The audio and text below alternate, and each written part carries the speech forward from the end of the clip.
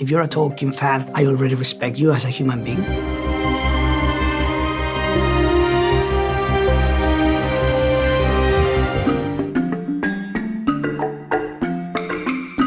The great thing about Tolkien's work is that it's so rich and so different that when you're 15 and you will enjoy all the fun, you know, like the action, the adventure, the fights, you know, the battles, the big battles, you know, the Hobbits, you know, all that, those sections that feels more fun. And then when you grow up, you discover all the politics and the complexity of that world. I think that is fantastic, you know, if you can have a book that you can discover new things every time you read it. It's terrific, it's fantastic. It's the sign that you are in front of a great piece of literature.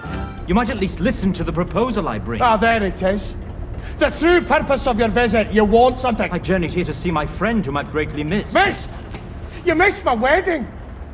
The birth of my children, 2 of them. You cannot barge into my mountain and demand I welcome you with open arms.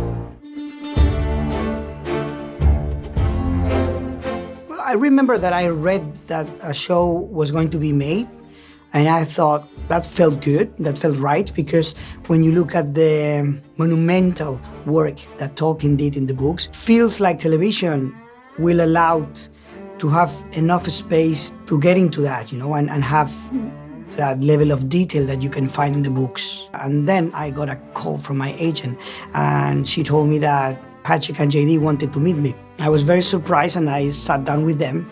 I was a little curious, but a little worried that we will get in to see again what we have seen in the other films. But I was very gladly surprised. I think they did something very smart, which was to portray the Second Age, which is something that we haven't seen before. And that was not that much in the books. We can only read about it in the appendix of The Lord of the Rings. There was a good balance between something that was already planned by Tolkien. You have the main events in the appendix of The Lord of the Rings, but it's more like a chronological list of events. There is no storyline in there. So Patrick and JD were able to come with new storylines, new characters, putting all those moments together. So it felt like a very smart move. You have a plan that feels solid and consistent with the world that Tolkien designed, but at the same time you have like very new, fresh elements that will keep the story alive.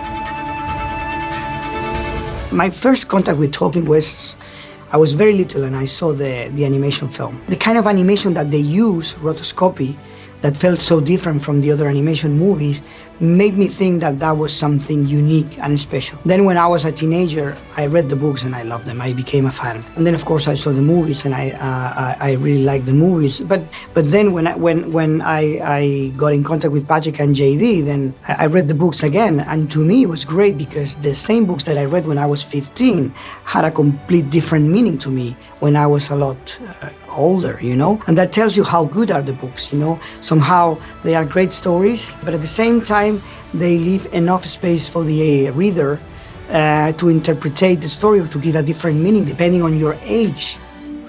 It's food. They do eat where you're from, don't they? Of course they do, Nori. What a silly question.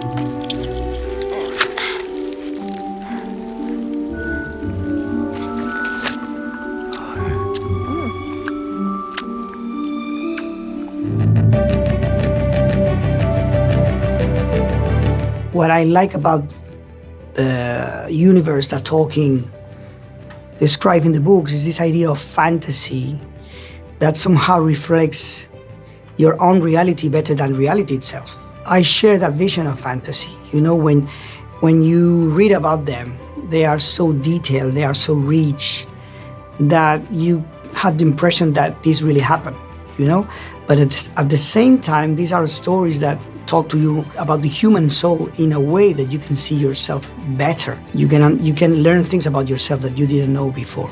And that's a kind of use of fantasy that I love, that I did in my other films and that I could find in the books of Tolkien. What Tolkien did is so unique. Like, he created a whole new mythology in the 20th century. There's nothing that can compare to. He created the foundations of most of the fantasies that we know already. You can tell how all these fictions are coming or are influenced by Tolkien. Hopefully the show will make the audience to get excited again about going back to Middle-earth. Hopefully the show will make more fans, and I love Tolkien's fans. If you're a Tolkien fan, I already respect you as a human being. And if we get more people excited about the books and they can go back to the books or discover them, that would be fantastic.